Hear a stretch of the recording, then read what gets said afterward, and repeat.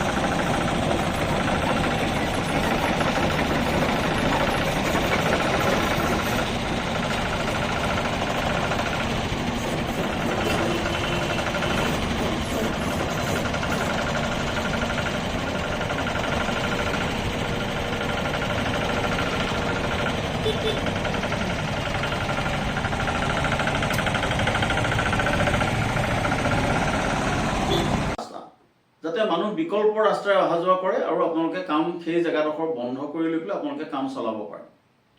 এনেকুৱা এটা ব্যৱস্থা আপোনালোকে কৰি ল'ব পাৰিব লাগিছিল। সেই ব্যৱস্থাটো দূৰৰ কথা, আপোনালোকে চাওক যে সেই ৰাস্তাৰ ওপৰতে বজাৰো বহি আছে, ফুটপাথ অকুপাই কৰি পেলাই দোকানীয়ে দোকান দি আছে, আৰু আপোনাৰ তাত লেচিয়ে পইচা তুলি আছে। আপোনাৰ ফুটপাথৰ দাঁতিৰ দোকানৰ ভিতৰৰ বস্তু আনি বাহিৰত মেলিছে। কাৰো কোনো সুধিবলৈও নাই, ক'বলৈও নাই, একো নাই। এতিয়া ইয়াত এটা লেচি ৰাজ চলি আছে। এই লেচি ৰাজৰ অন্যতম উদাহৰণ কালি পৰহি আপোনালোকে বাতৰি কাকততো পাইছে, আজি বাতৰি কাকতত প্ৰকাশ হৈছে যে লেচিয়ে এতিয়া কি কৰিছে, লেচি বেলেগ বেলেগ হোৱাৰ কাৰণে বেলেগ বেলেগ লেচিয়ে আপোনাক যিকোনো জেগাত আপুনি গাড়ী থ'লে আপুনি 10-12লৈকেও হয়তো আপুনি দিব পাৰিব, লগা হ'ব পাৰে। কাৰণ লেচিৰ সংখ্যা কিমান আছে আমি নাজানো। লেচি যদি 10জন আছে আপুনি 10 বাৰ দিব লাগিব 10 ঠাইত গাড়ী থ'লে। এইটো কেনেকুৱা ধৰণৰ নিয়ম?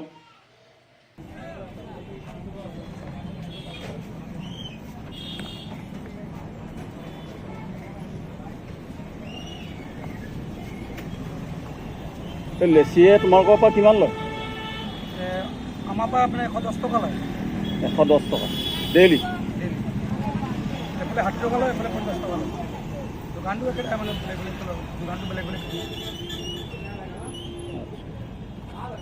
মিউনিচিপালিটিয়ে একো কোৱা নাই ন?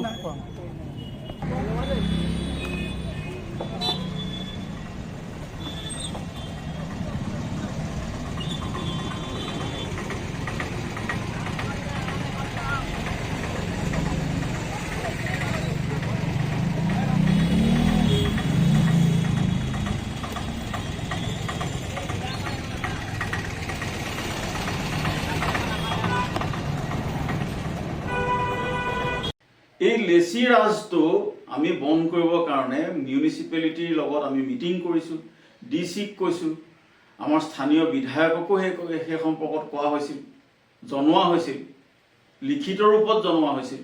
কিন্তু এই কথাবিলাক কোনেও মানিও নচলে, কোনেও নুশুনেও, তাৰ বিপৰীতে কোনো একশ্যনো নাই। মানে আমি এখন অৰাজক যোৰহাটত বসবাস কৰিছোঁ। এইটো আচলতে আটাইতকৈ ধিক্কাৰজনক। যোৰহাটত এতিয়ালৈকে 2জন যুৱক মৃত্যুমুখত পৰিছে। অতিশয় চিন্তনীয় দুটা কথা। এটা হ'ল যে আজি 4 বছৰৰ আগত এজন ল'ৰাক দলীয়ভাৱে মাৰপিট কৰি হত্যা কৰা হ'ল। সিদিনা বেদাংগ ভূষণ বৰুৱা নামৰ যিজন ল'ৰা, তেওঁক তেনেকৈ হত্যা কৰা হ'ল। এই কথাবিলাক কোনে ক'ব? না কোনোবা দলে ক'ব, না কোনোবা সংগঠনে ক'ব, না কোনো আপোনাৰ মানুহে গৈ পেলাই DC আগত ক'ব, কোনো নহয়। ইয়াত এতিয়া কথা হ'ল আমি ৰাইজ সজাগ হ'ব লাগিব। ৰাইজে এই কথাখিনি ৰাজহুৱাকৈ কথাখিনি আমি প্ৰশাসনৰ ওচৰলৈ হওক বা চৰকাৰৰ ওচৰলৈ হওক লৈ যাব লাগিব। কিন্তু এতিয়া কথাটো হ'ল যে আমি যি ৰূপত বস্তুখিনি লৈ যাব পাৰিব লাগে সেই ৰূপত লৈ যাব পৰা নাই, বা আমি যি ধৰণৰ এটা প্ৰতিবাদ আমি সাব্যস্ত কৰিব পাৰিব লাগিছিল সেই প্ৰতিবাদ আমি সাব্যস্ত কৰিব পৰা নাই। গতিকে আমি ভাবোঁ যে ৰাইজ ওলাই আহিব লাগিব, ৰাইজে এই কথাত মাত মাতিব লাগিব। আপোনালোকৰ সমৰ্থন আমাক লাগিব। আপোনালোকৰ সমৰ্থনৰ যোগেদিহে আমি আমাৰ যিখিনি সমজুৱা দাবী আছে বা সমজুৱা আমাৰ সমস্যা আছে, যোৰহাটত যি ধৰণৰ আপোনাৰ এতিয়া ড্ৰাগছ, মদ, ভাঙৰ এটা ডাঙৰ আড্ডা আছে। আপোনালোকে জানে যে বাতৰি প্ৰকাশ হৈছে, সিদিনা এগৰাকী মহিলাক উঠাই নি পেলাই বা ASTC বাছ ষ্টেণ্ডৰ পৰা উঠাই নি পেলাই হত্যা কৰা হ'ল। অকল মদ, ড্ৰাগছ, ভাঙৰ এটা আড্ডাৰ স্থলীলৈ পৰিণত হৈছে যোৰহাটৰ বিভিন্ন ঠাইত, আৰু বিভিন্ন পৰিয়াল এইটোত ভুক্তভোগী। এই কথাবিলাক আমি আলোচনা কৰিম নে নকৰিম? আহকচোন আমি পৰৱৰ্তী পৰ্যায়তো আমি এই ধৰণৰ কথাবিলাক আমি আলোচনাৰ মাজলৈ আনো, আৰু আমি চৰকাৰৰ ওচৰত, আমি প্ৰশাসনৰ ওচৰত সজোৰে দাবী তোলোঁ যাতে এই কথাবিলাক যোৰহাটৰ পৰা নোহোৱা কৰিব লাগিব। নোহোৱা কৰিব পাৰি, নোৱাৰাৰ কোনো অৰ্থ নাই। খালি আমি আগবাঢ়ি আহিব লাগিব, সমাজ আগবাঢ়ি আহিব লাগিব, সমাজখনে সেই সম্পৰ্কত মাত মাতিব লাগিব। আমি আপোনালোকৰ প্ৰতিনিধি হিচাপে আমি আপোনালোকক লগত লৈ এই কামখিনি কৰিব বিচাৰোঁ। আহক আমি এখন অপৰাধবিহীন এখন যোৰহাট আমি গঢ়ি তোলোঁ। এখন সুস্থ আৰু ধুনীয়া যোৰহাট আমি গঢ়াত আমি সকলোৱে আগভাগ লওঁ। ধন্যবাদ।